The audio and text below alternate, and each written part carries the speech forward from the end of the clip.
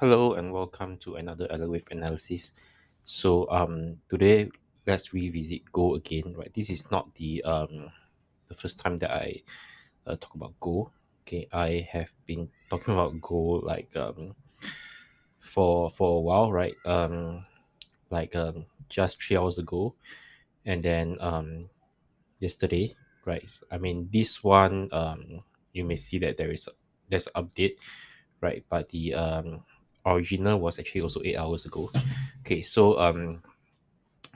yeah, over here is this was the update that I posted, right? Regarding that this being the third wave up, right? What happens is that price has come back down here, right? And it invalidates our count, and I need to recalculate the entire waves here. Okay, so then it brings me to revisit an old count. It's not really that old, but if we look at I believe it's actually this count itself, right? And if we look at this yeah, if we just look at the start here, you see that I have actually labeled a fifth wave here, right? And throughout this video itself, I talk about adjusting this wave, right? I move this n wave over here because of the habit of merging the waves, right? So now what happens is that I actually move this fifth wave and fourth wave back to where it was over here, right? You see over here, I move it back here, right? The reason is because without moving it back, I cannot actually do these Elliott wave counts, right? So why? Because now this wave itself doesn't. That means this wave that you see over here, right? This part that my cursor is moving, it doesn't belong to this wave three of three, right? It's actually the beginning wave of wave five. Okay, and over here, we start this wave then, right? If with a five wave, right? And then this will be the wave one of five, wave two of five, wave three of five, wave four of five, and then the wave five of five. Right. So over here, let me just label this for you. Okay. So one, two, three, four, and a five. And you can see my breakdown of the waves. Right. So let me just put it to the correct degree. Right. So over here you see wave one, wave two, wave three, wave four of three, and then wave five of three is here. Now I will do here is I will just remove all this. Okay, and you see that this wave one and then wave two, right? So we have completed wave three over here. Okay, so this entire big wave itself, I will also give I also draw a wave here, right? So one, two,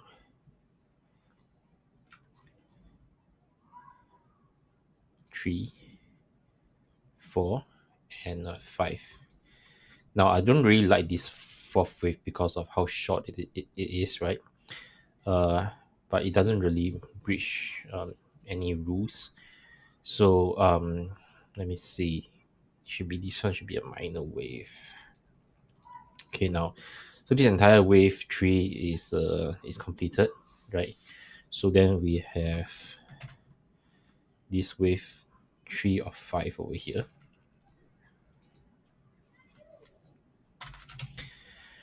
right? And currently we are on wave four of five, right?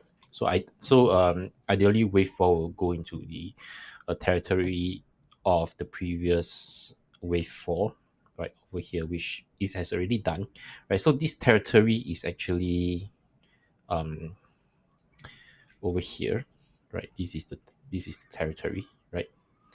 This is the wave four territory, right? When we talk about a correction, so it has already come inside here, right? And I mean the most uh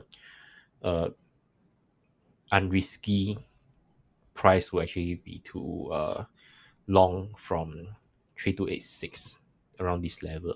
Okay, but right now we do not have to wait because because he has already entered this territory, right? And over here I will do a count with you.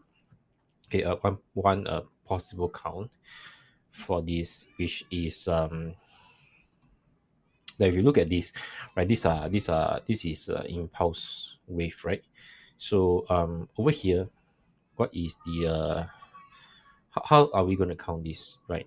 Is it going to be a 1 2 3 4 5 x 1 2 3 4 5, for example? That means a 5 3 5 kind of a setup, which is a zigzag setup, right?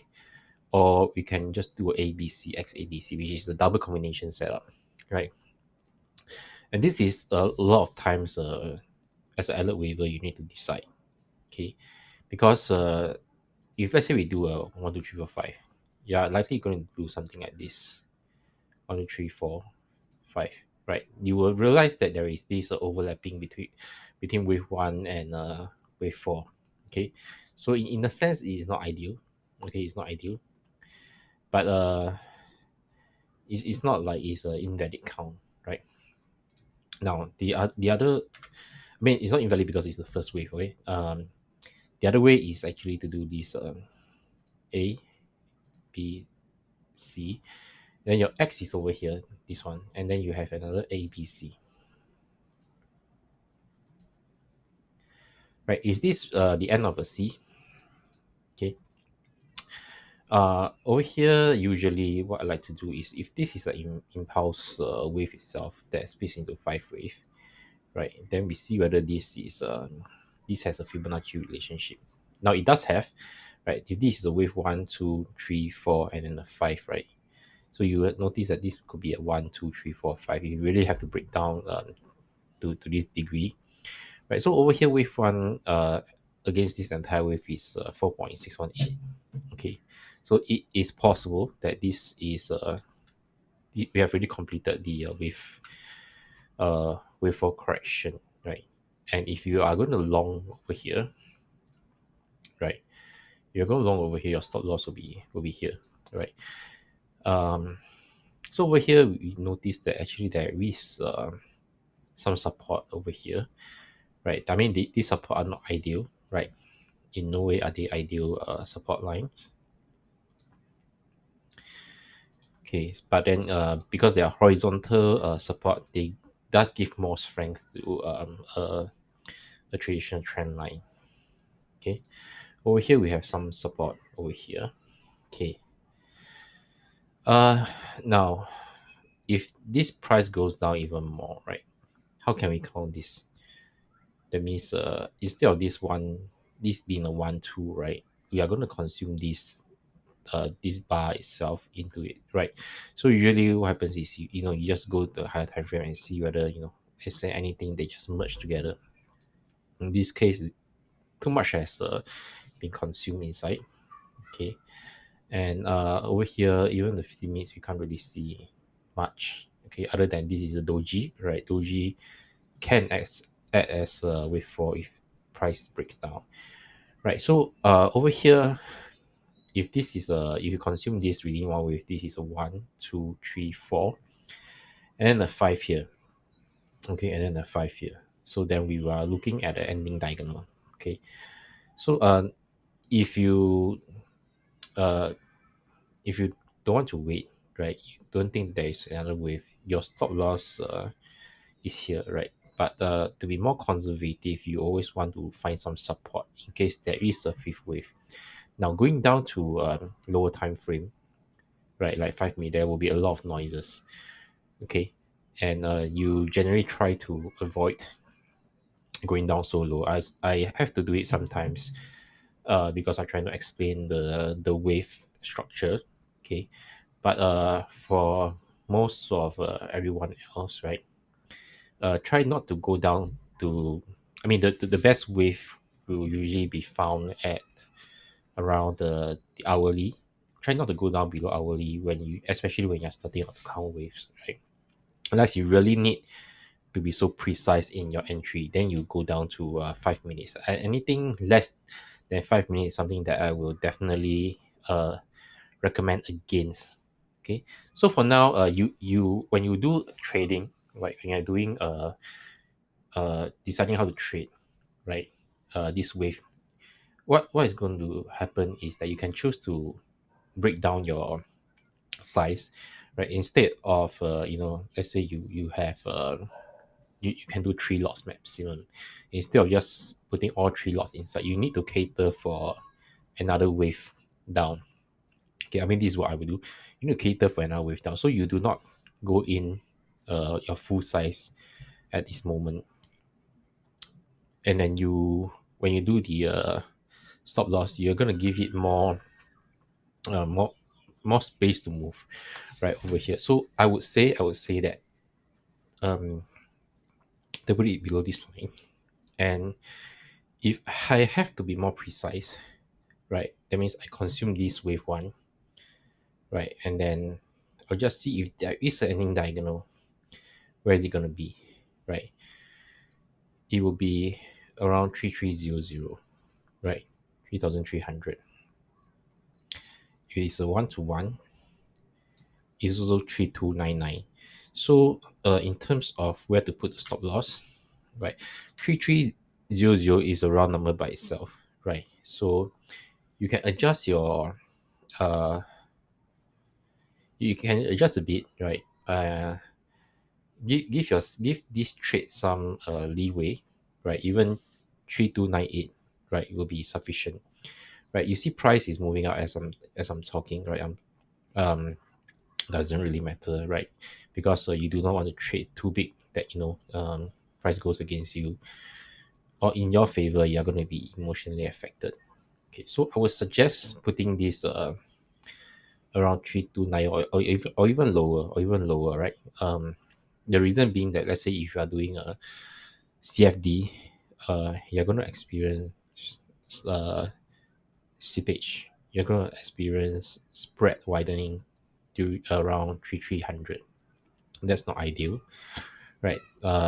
It's just a common practice among the brokers or whoever, right? So you want to give yourself more space, right? That's what I recommend.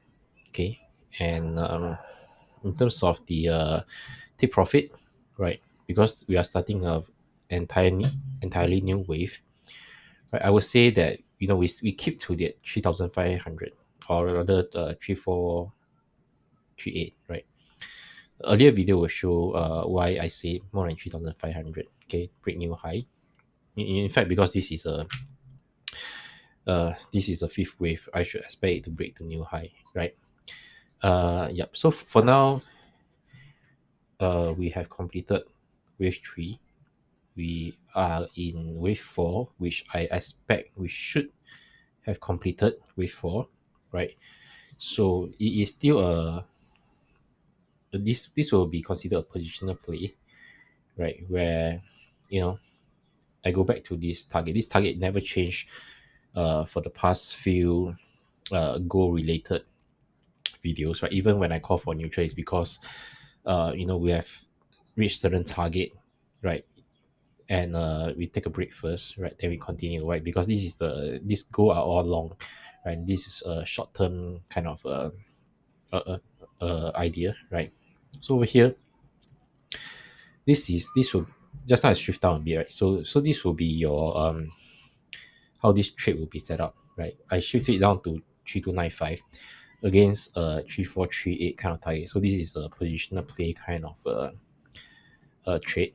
Okay, so this is what goal is like, right? So let me just complete this by putting this with 4 5, which I believe has is already completed. Okay, with 4 5. So this is the big picture. And if you want to see the breakdown of the individual waves again, I will just leave it here for you. Okay, and that's it for now. And thank you. Good luck in your trading.